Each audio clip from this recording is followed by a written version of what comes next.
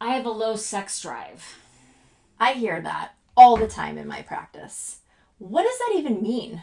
Welcome to another episode of Dear Sex Doctors. I'm Dr. Suzanne Pelka. And I'm Dr. Christina Stein. Coming to you from Santa Monica, California, letting you know all different kinds of things that people come into us as sexpert specialists and complain about and want help with. Yes, and we want you to know the truth. Yes. So we're here to give you as much important, valuable information that you can use in your own sex life. So really, we think this is a myth, this myth of this low sex drive. I hear so many male clients coming in and say, well, I cheat because my partner really has a very low sex drive. I don't think she wants sex at all. She probably knows that I cheat and is happy about it. Yeah, and how many women are frustrated by their partners accusing them of having a low sex drive because they're tired and they feel disconnected from their partners, and maybe they don't have any desire in that moment because they're so low energy. Mm-hmm. And a lot of men too. If you're stressed out by work, yes, or you're feeling resentful towards your spouse, that the last thing you want to do or feel is your libido for your spouse. So it's just a lot of work. Yeah, so it's really a myth that you're born with this low sex drive. I mean, for some people, sure, there are some outliers that really do have lower libidos, but in general, the context is really important. Yeah, and desire is not necessarily a drive, right? Desire is like an appetite. And so when you are hungry for something and you have this appetite, it's because all of your other survival states have been met, and then you are relaxed enough to be spontaneous and receive sensations of arousal and desire. So if you feel like you're not hungry for sex, let's call desire hunger, it's often because you're too tired, you're too stressed out, you feel disconnected, which sometimes feels uncomfortable from your partner, and you don't have space, or you haven't built up an appetite for sex and for intimacy. And definitely think about resentment. Are you resentful that no one's helped you clean the house, the dishes are still in the sink, that you've been dealing with all different kinds of little and small fires? Are you resentful that your spouse seems not to notice you or appreciate how hard you work? Are you resentful that you guys still haven't solved ABCD, arguments about the in-laws and where you're going to go on a trip and how you're going to spend your money?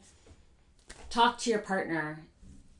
Honesty can be very arousing, actually. If you get into sort of deeper, honest conversations about things that are bumming you out or making you sad, and you start to talk about the things that would make you feel better, more connected in your relationship, and you guys have some real sort of come to Jesus conversations, you'll be surprised by how that actually ignites a spark of desire. Yeah, and I will add, too, going along with having conversations and being honest, that when you reveal information that you haven't shared before, it brings in some novelty and mystery, which can be tantalizing. And so if you're experiencing, if you're eating the same meal every day, you're not always going to be excited for that meal. But if you change it a little bit, sometimes you have a little more anticipation. There's a little more hunger for that. Yeah. But also, let's just to say, if you have low desire, it means you just don't have an appetite. And so you need to ask yourself, what do you need in order to build up an appetite?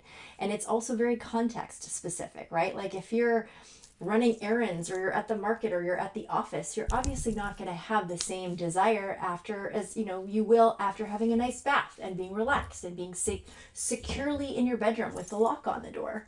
So the context really matters. Yeah. And also, I will say that people are not always spontaneous with their hunger. Right. It isn't like you walk into a room and think, oh, I'm ready.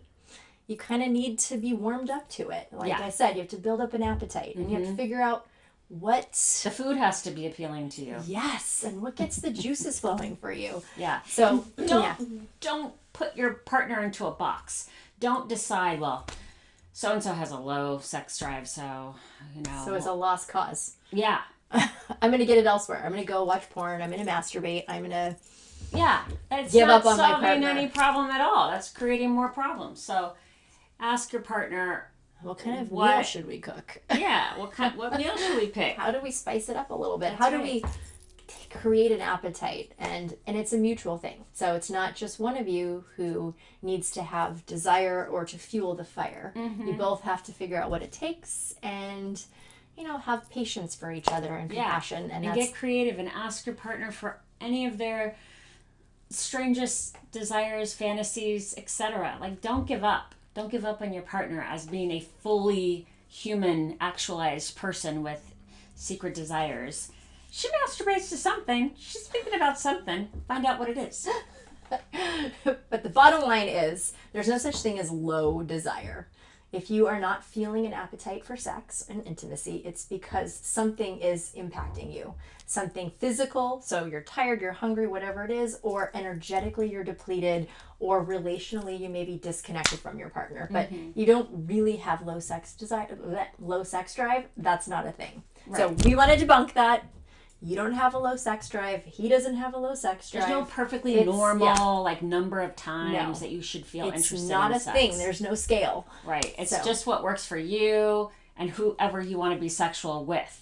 Even if it's yourself. Maybe if you want to be someone who, say you're single and you don't have anybody that you want to be sexual with, but you want to feel desire to masturbate or something. Well, maybe you've been stressed out and undernourished. So you're not in a place to feel those feelings right now. So think about yourself and what you ask those questions. Christina, what does it take for you to feel relaxed? What does it take for you to feel safe? And totally. I think it's like why, they say that couples have more sex on vacation because they're relaxed. They're out of the grind. There's more time and space. So what does it take for you to feel like you're on vacation so those feelings can emerge? Yeah. And that's it. That's our debunking. So we'll see you next time on Dear Sex Doctors. Go out and fill up the gas tank. Bye. Bye.